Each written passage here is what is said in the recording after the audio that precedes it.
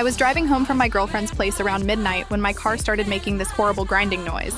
Steam was pouring from under the hood. I pulled over on this empty back road and called AAA, but they said it would be 2 hours minimum. That's when this pickup truck pulled up behind me. A guy gets out and walks over, probably mid-40s, wearing coveralls like a mechanic. He seemed friendly enough. "Car trouble?" he asked. "I can take a look if you want. I run a shop in town." He popped my hood and poked around for a minute.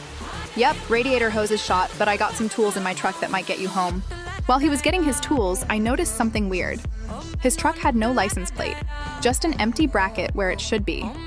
He came back with a toolbox and started working. That's when I saw the inside of his truck through the open door. There were zip ties scattered on the passenger seat, lots of them, and what looked like a roll of duct tape. "You know," he said, not looking up from the engine, "you picked a real isolated spot to break down. Nobody comes down this road at night." My stomach dropped. "Yeah, just bad luck, I guess.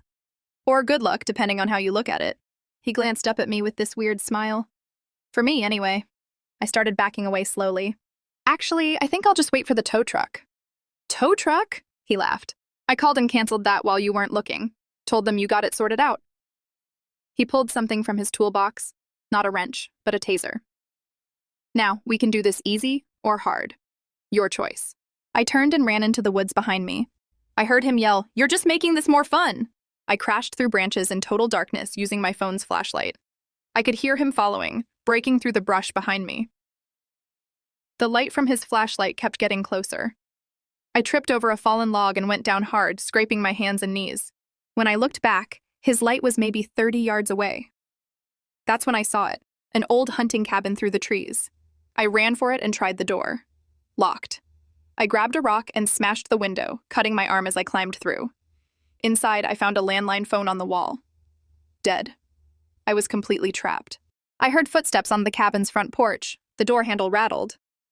"I know you're in there," he called out. "That was pretty smart, but now you're trapped." I crouched behind an old couch, trying to control my breathing.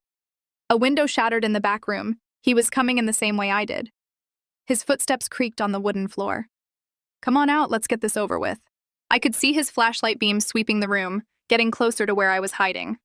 My heart was pounding so loud I was sure he could hear it. That's when I heard it. A low, deep growling from outside. Then barking. Loud, aggressive barking. "What the hell?" he muttered.